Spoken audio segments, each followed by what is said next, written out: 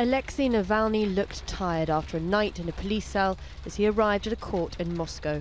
Facing charges of organising an unsanctioned rally and disobeying police orders, the activist was sentenced to 15 days in jail and fined $350. Inside the court, he was defiant. I think yesterday's events have shown that there is quite a large number of voters in Russia who support the programme of a candidate who speaks for the fight against corruption. These people demand political representation, and I strive to be the political representative for those people, and that's why I have the right to run for office.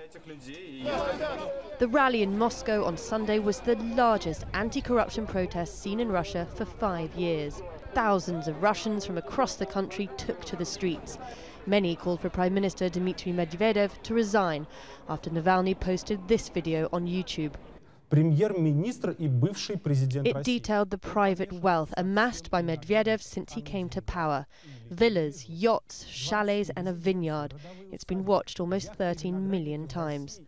For many Russians who can't afford to make ends meet, details of Medvedev's wealth were too much to ignore. The size of the protest crowd seemed to take the Kremlin by surprise. Along with Navalny, hundreds were rounded up and detained. The government says they did not secure the proper permits for demonstrating.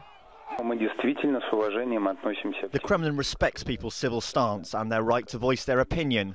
We can't express the same respect to those who consciously misled the people and who consciously did it yesterday and provoked illegal actions. The EU is calling for the immediate release of all those detained and for the government to respect their freedom of expression and human rights.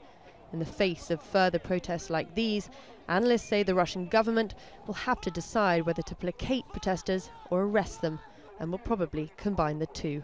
Charlie Angela, Al Jazeera.